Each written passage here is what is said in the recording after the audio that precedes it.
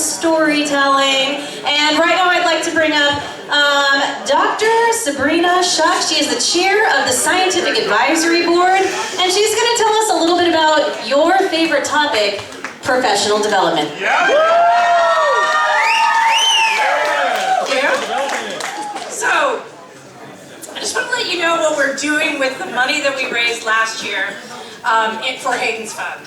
I want to give a shout out the Hayden's Fund we've created in 2023 with a generous matching donor, specifically to set aside money for professional development and for retaining the fabulous staff that we have and being able to pay them money that is competitive with the public schools. Thanks, guys.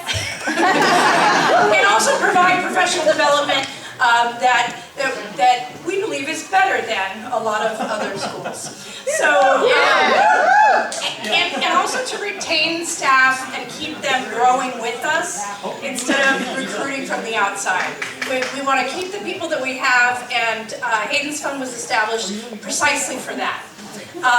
Last year, we raised $70,000 for Hayden's Fund, and some of the staff that received some of that money are here tonight with us, and I'd like to highlight where we spent that money.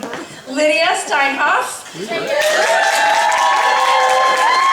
our behavior specialist, has enrolled in and just completed, with honors I would say, the post-baccalaureate program in psychology at UC Irvine. So congratulations. And Shania Branson, special education teacher extraordinaire, the homeroom teacher for our archaeologists, was able to clear her credential, fully clear her credential, and she is a fully cleared educational specialist credential as well as single subject credential. Congratulations.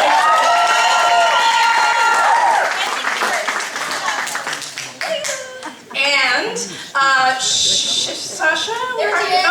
There you are. Sasha Gomlansky, our program counselor, is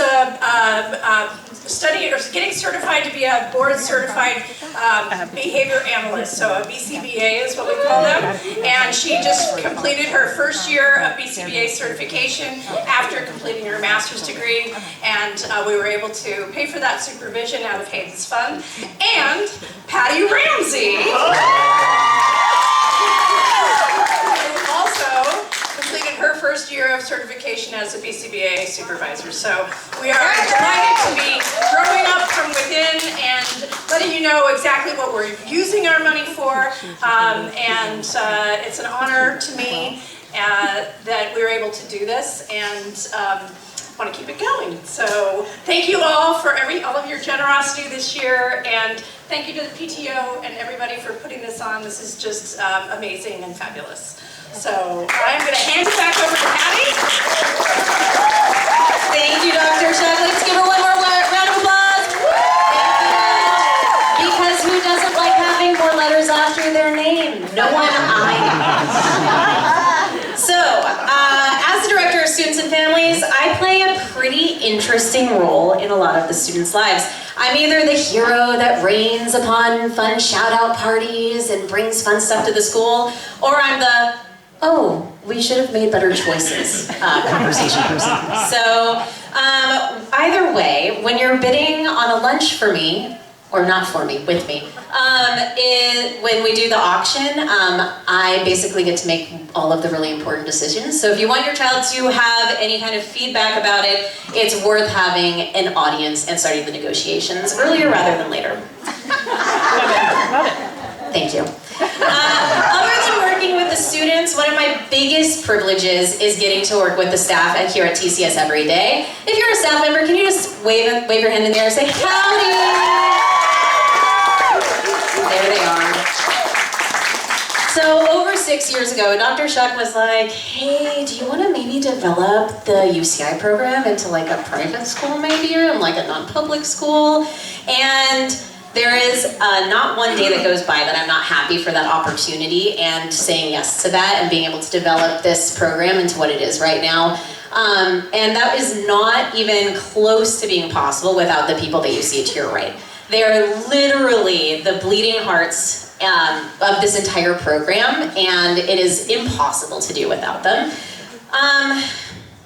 Most of the staff know I'm a big Brene Brown fan. Anytime we're doing staff development stuff, it's my go-to. Because anytime I'm feeling, it's all good. Hey, let's do a little howdy. Anytime we're gonna do a staff development, I always go back to having us all define our values. And my top 3 values are belonging, understanding, and humor. Because, humor, yay! Oh, look, there, that was funny. And humor, because how can we take ourselves seriously? Ever, really. And so, you know, when I say that they put the blood, sweat, and tears into this program, it's not a hyperbole and it's not a metaphor. Folks are outside running around playing basketball. We have a joke that's don't leave your feet, which means falling down. And the authenticity, all of the understanding that the staff puts into the students, they understand things that I never thought we would need to understand. Like, what is Skibbity Toilet? Why is it Sigma? I still don't know. And like the Pokemon, there's not just one. Apparently they evolve, they get bigger, they get stronger, there's energy cards. I had no idea. And that smashing isn't just about Smash Brothers. So we learn new things every day. That was for you, Stephanie. And if you don't know what I'm talking about, please go to Google. I'm going to be so much funnier after you guys know what I'm referencing. So when it comes down to it, every day we get to work together, and they've really fulfilled what my own personal legacy is providing a place to belong and to build a community. So I'm going to introduce next up one of our fantastic teachers, Ms. Danielle Payton of the astronomer class, to kick us off. Thank you, Patty. Hi, everybody. So happy to be here tonight to celebrate an end of a really beautiful year at TCS. When the PTO moms were talking about ideas for the auction and they mentioned that country might be on the table as a possible theme, I was very excited. I grew up in Texas and have a lot of love for country music and Boots, and I drove through a cow field to get to high school every day. So country is very close to my heart. But when they added the bling, I was very, very thrilled because the only thing better than country music is a little bit of bling. So I'm going to talk to you guys about bling tonight. A couple years ago, 2 years ago, I had some 5th and 6th graders in the marine bio classroom, and we were doing a lesson on rocks. It was a super fun lesson, and we had Twix bars, and we cut the Twix bars, and we sat on the Twix bars, and we melted the Twix bars, and we talked about all the different ways that rocks can form. And for whatever reason that day, the 2 girls I had in my class were super, super engaged in what was happening. And they were super, like raising their hands and participating and knew like all the answers. And I was just like observing because in general, they were less engaged in science in other lessons. So I was kind of like, oh, that's funny. And I sometimes try to make jokes with my students, and if I have taught any of your students, they've probably told you that my jokes aren't that funny, but I'm not Patty, but I tried my best, and I had like said, like just kind of like off the cuff, like, oh, like the girls are all involved in this lesson because, you know, girls, ladies, like we love big rocks. And so the kids were like, what? Like, what do you mean? And so I had to do an entire lesson on what a big rock is and how the bigger it is, the better it is, and the shinier it is. And like, boys, like if you ever fall in love, you need to make sure you get the biggest rock possible, like I promised. And they designed a rock for me, and it was like a whole thing. And so as I reflected on that day, I realized that, you know, I think we're all kind of drawn to shiny things for a reason, and I think the reason is right that shiny things catch our attention, and in particular, if we're talking about shiny things like diamonds, oh, just side note, I did explain to the students that the diamonds that we were talking about aren't actually rocks, so I didn't leave that part off the lesson, but if we're talking about things that shine, right, they catch our eye, and the angle that we look at them from kind of changes the view. And so I am definitely drawn to shiny things. About 2 years ago, I kind of flipped my life over, and I had been teaching for a while, and I had decided that one day there was going to be a day that I decided, I was like, I don't think I'm ever going to teach again. I don't think I'll ever find myself in a classroom again. And I was kind of just feeling a little bit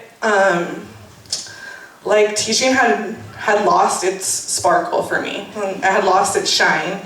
And I was feeling a little bit hopeless in the education system that I was working in. I felt like I had too much to do, and when you have 90 students in front of you and you want to love all of them, it's a really big task.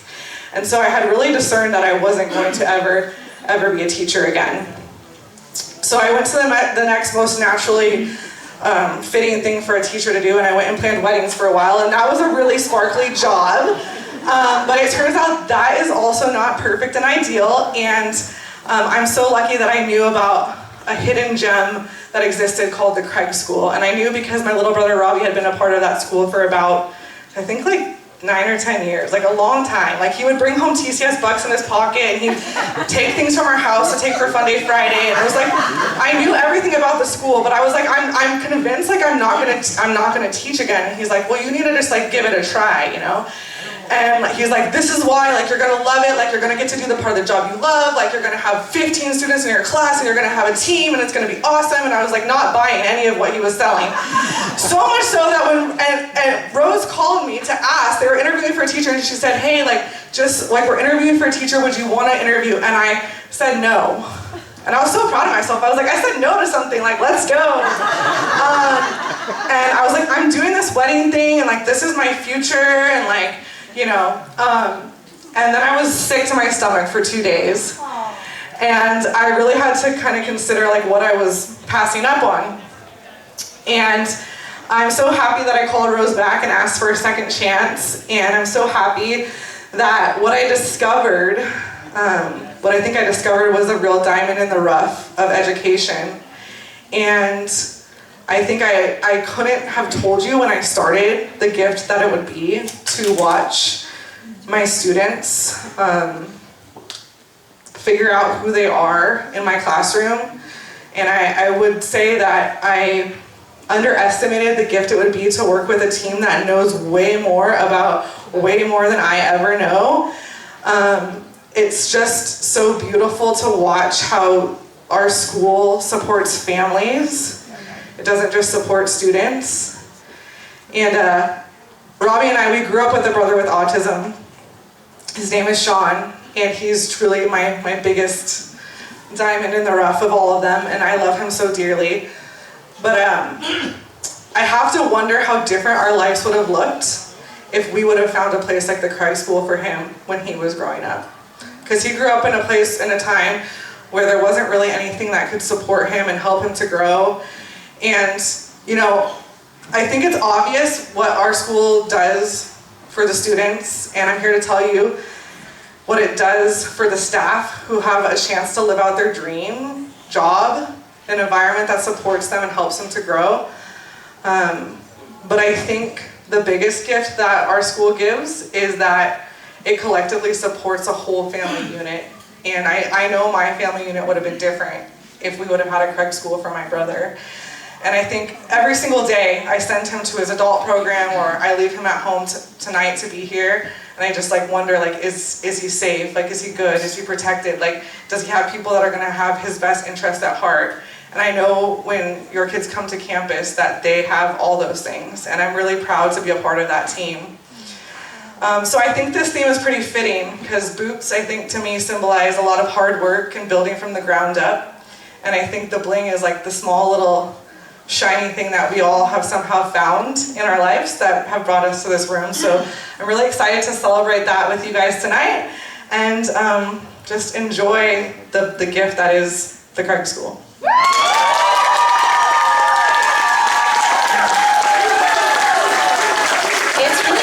going to work every day when we have teachers like that. Next up, I'm going to introduce an alumni of the TCS program from over a decade ago, someone that just by being who he is reminds me that I need to like refill my car Advil and my room Advil because we've been doing this a long time. But I get a lot of questions of, so where do kids go to high school? What happens after the Craig School? And I'd like to introduce Michael Kordick, and he's going to kind of give us a little update on the lessons that he learned at the Craig School and then kind of his life so far. So come on up, Michael.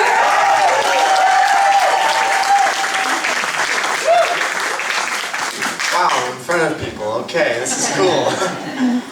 Okay, I should probably talk about myself, huh? Look at me. What do you see? An emotionally unstable kid? Antisocial? Sad or lonely? I don't think so. At least, I hope not. Let's go to 8th grade me going into high school, okay? And I was much better prepared because of the skills and mentorship that I had received at the Craig School. They'd given me some vital skills in life. Tools to manage my emotions, social skills, to name a few. And I was scared to transition, but I didn't realize how much I had learned at the Craig School and how much it would help me moving forward. I ended up at a school called Capistrano Valley Christian School. I had lots of ups and downs throughout high school, and I could tell you my life story, and I would run out of time.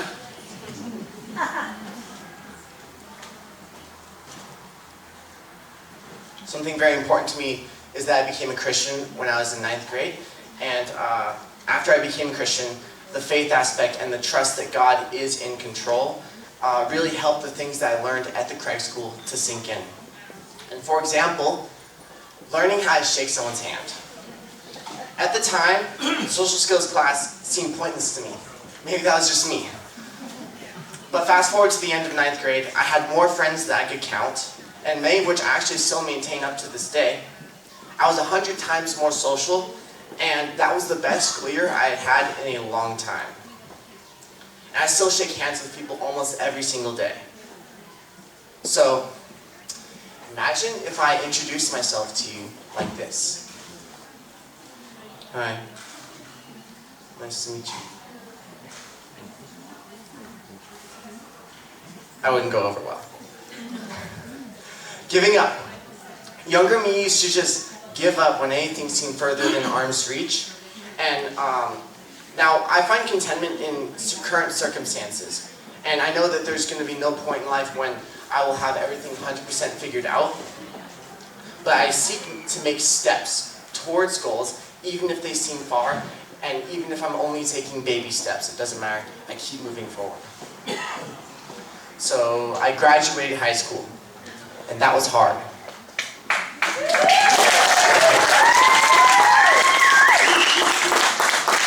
I went to college and I got a certificate for computer maintenance technology. That was hard.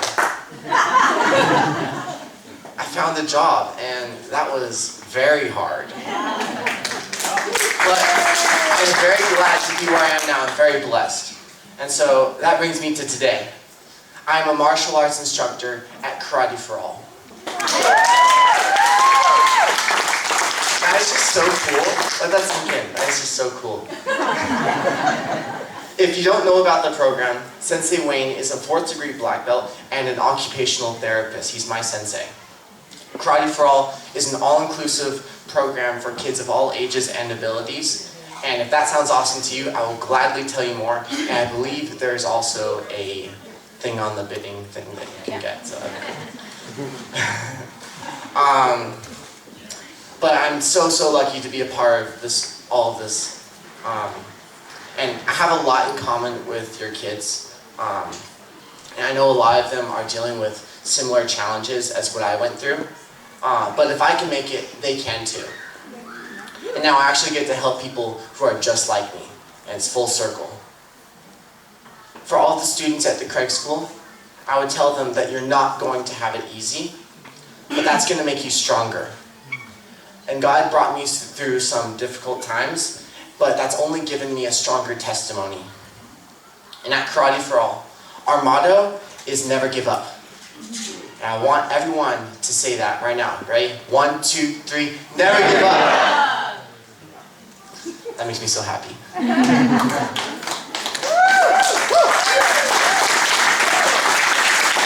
going to put 2 quotes together that mean a lot to me, okay? Watch this, this is really cool. Romans 8:18 from the Bible, it says, "For I consider the sufferings of this present time are not worth comparing with the glory that is going to be revealed to us." Rocky Balboa says, "But it ain't about how hard you hit, it's about how hard you can get hit and keep moving forward." Now I'm going to put them together. So this is my advice to you. When life knocks you down, don't just get back up. Get back up and then remind yourself that whatever is happening is making you stronger. And that's hard to do. And I owe a lot to my mom for how far I've come. And that's why I asked my mom for the best advice that I could give to the parents here. And so this is what she told me. Be a good role model. Be patient. Notice the good things your child does. You know your child best, so be confident. That's what she said, okay? I would also say that the techniques that the Craig School uses to help your kids are very effective. And as it turns out, noticing the good things your child does is the #1 tool that the Craig School uses. So use them at home too, it works. And I hope my testimony was inspiring to you. On behalf of Karate for All, I want to finish with one word, okay? When we do certain moves in karate, we say kiai, and that's a powerful way to release energy and boost power. And so, on the count of 3, I want you all to scream kiai as loud as you can. Ready? Ready. 1, 2, 3, say kiai! Yeah! Thank you for listening.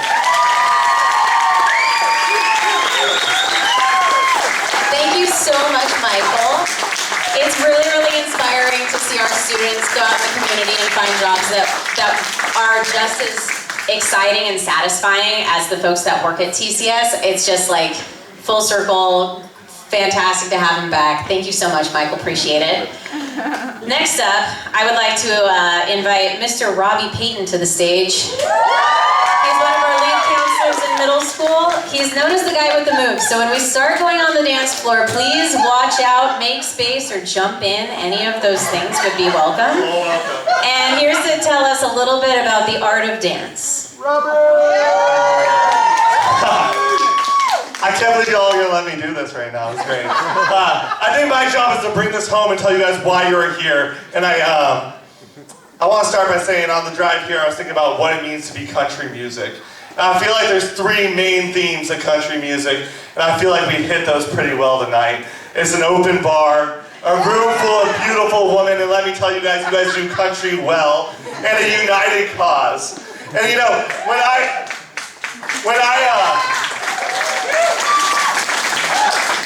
walked through the door of the UCI Child Development School just a little over a decade ago, I thought I was there to finish some credits, you know, finish some school. But what I realized is that I walked into a family. You know, and a decade later, I'm still here.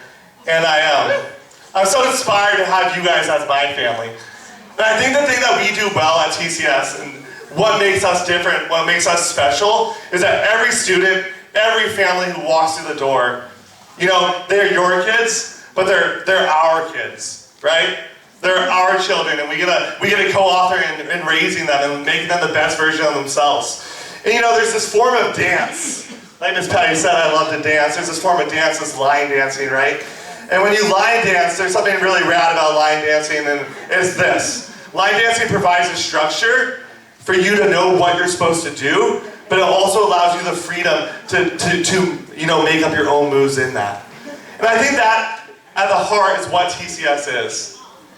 I think we get to provide a structure for your kiddos, for our kiddos, but we get to allow them to be completely themselves at the same time, right? And that's the beautiful thing about, you know, getting to work there, is that every day I get to meet your kid exactly where they're at and help them become the best version of themselves.